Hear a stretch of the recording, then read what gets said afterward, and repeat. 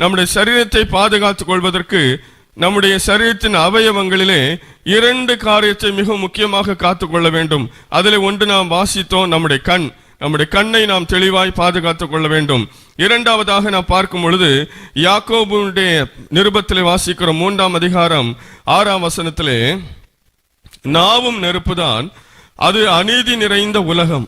நம்முடைய அவயவங்களில் நாவானது முழு சரீரத்தையும் கரைப்படுத்தி ஆயுள் சக்கரத்தை கொளுத்தி விடுகிறதாயும் நரக அக்னியினால் கொளுத்தப்படுகிறதாயும் இருக்கிறது என்று அங்கே வாசிக்கிறோம். நம்முடைய நாவு நம்முடைய ஆயுள் சக்கரம் முழுவதையும் கரைப்படுத்துகிறது, முழு சரீரத்தையும் கரைப்படுத்துகிறது என்று நாம் அங்கே வாசிக்கிறோம். ஆகவே நம்முடைய நாவை நாம் பாதுகாத்துக் கொள்ள வேண்டும். நம்முடைய சரீரத்தை நாம் பரிசுத்தமாய் காத்துக்கொள்ள வேண்டுமானால் இரண்டாவது நாம் கட்டுப்பாடாய் வைத்திருக்க வேண்டியது நம்முடைய நாவு. நம்முடைய நாவினாலே பேசுகிறதான வார்த்தைகள் நாம் சரியான வார்த்தைகளாய் பேசுவோமானால் நம்முடைய சரீரத்தை நிச்சயமாக நாம் பாதுகாத்துக் கொள்ள முடியும்.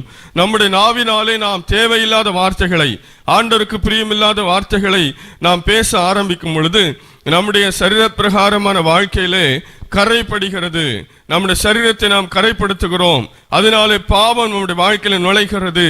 ஆகவே நம்முடைய சரீரத்தை பரிசுத்தமாய் பாதுகாத்துக் கொள்ள இந்த 2 காரியத்தையும் நாம் மிகவும் எச்சரிக்கையாக பாதுகாக்க வேண்டும். நம்முடைய கண்களையும் நம்முடைய நாவையும் நாம் மிகவும் கவனமாய் பார்த்து கொள்ளும் பொழுது நம்முடைய சரீர வாழ்க்கையிலே நாம் பரிசுத்தத்தை நிச்சயமாக பெற்றுக்கொள்ள முடியும்.